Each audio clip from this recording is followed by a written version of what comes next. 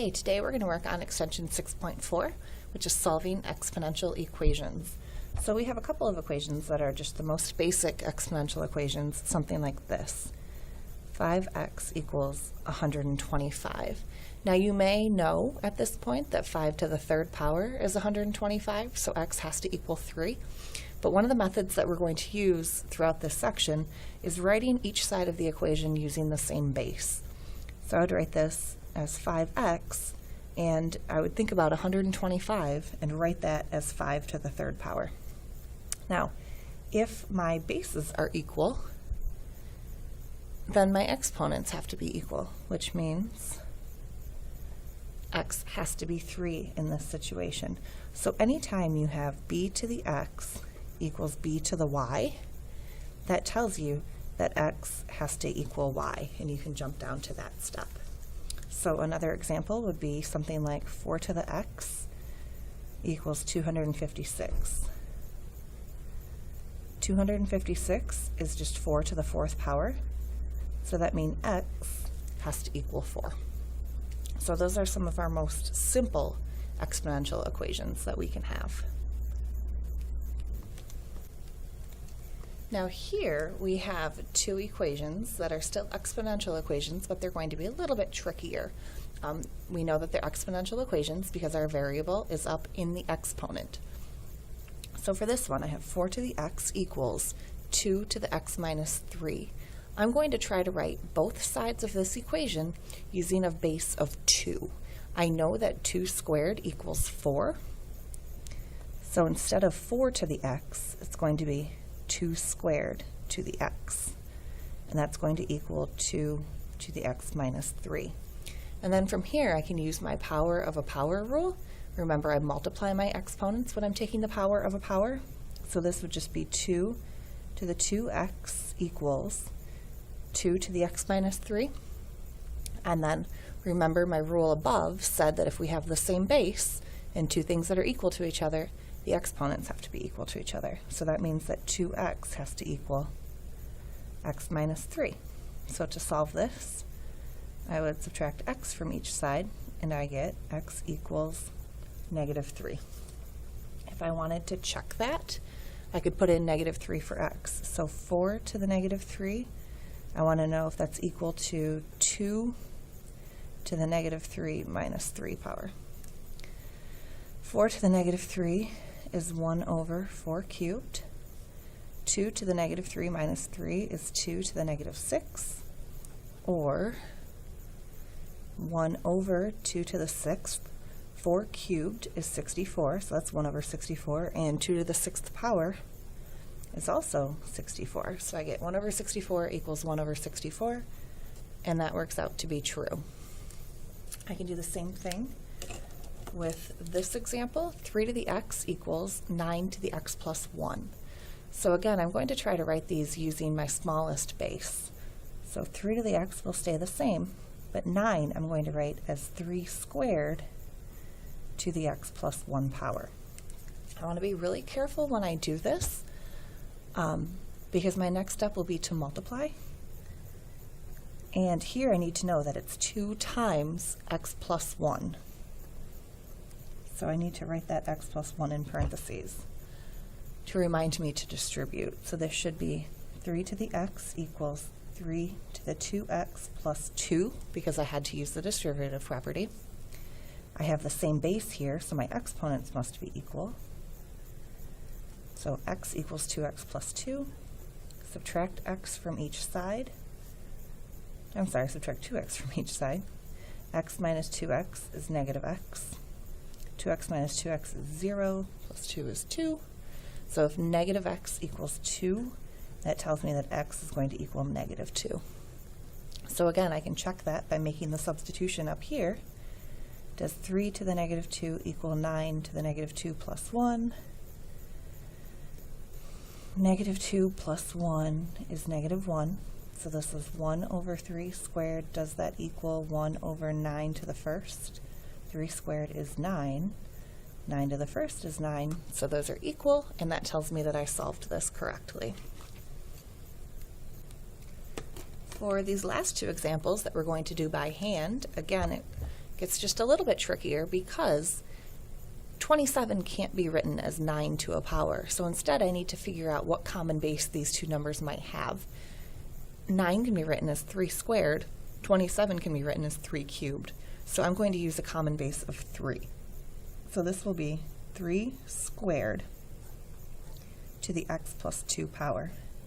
And on this side, this will be 3 cubed to the x power. So from here, again, I need to multiply my exponents, but remember that this is 2 times the quantity, x plus 2.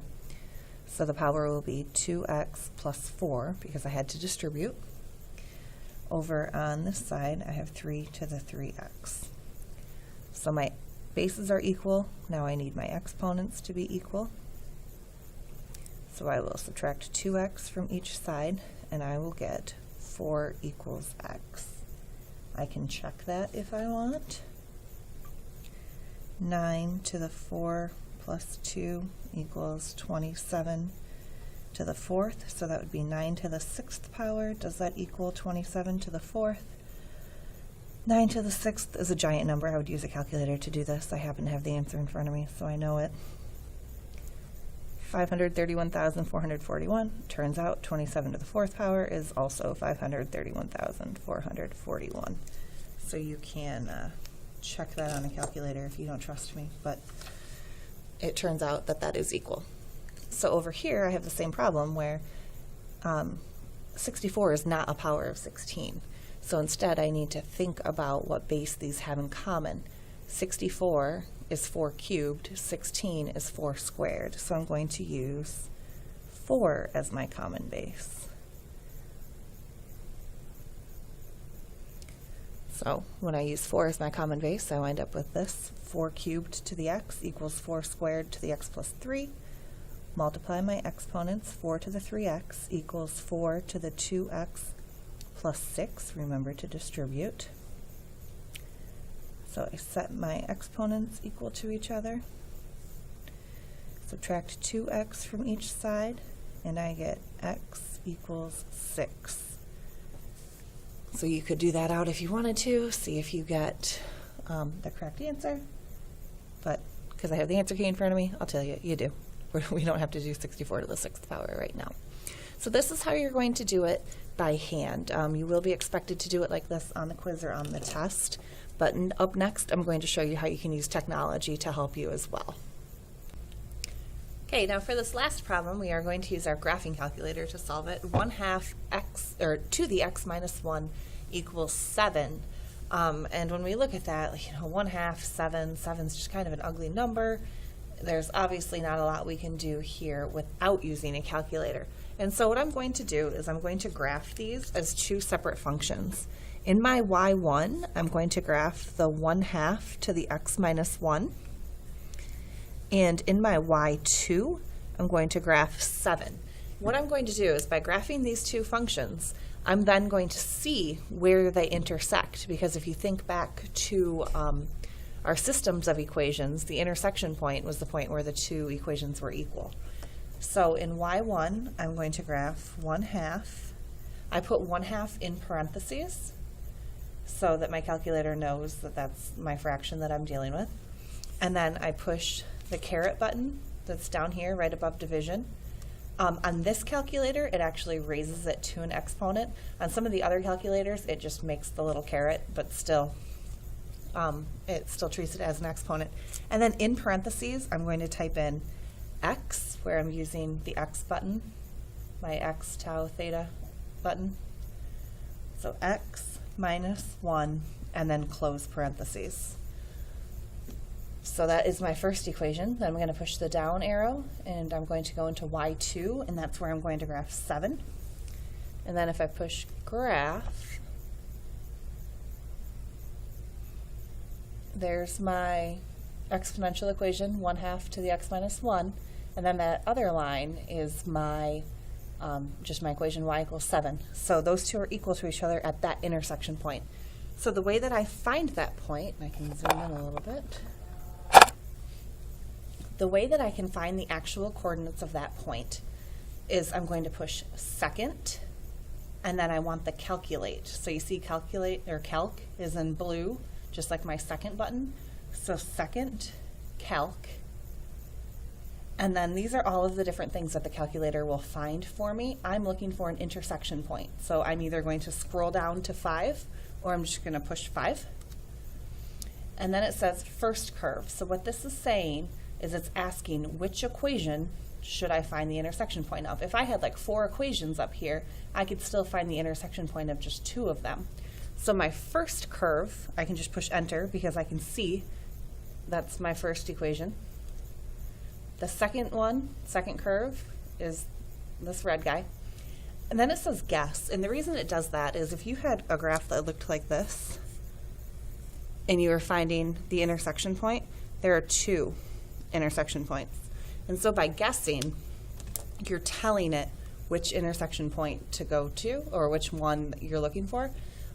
In this case, there's only one, so I can just push enter again. And the calculator does some thinking, and then it says x equals negative 1.807355. So on my paper,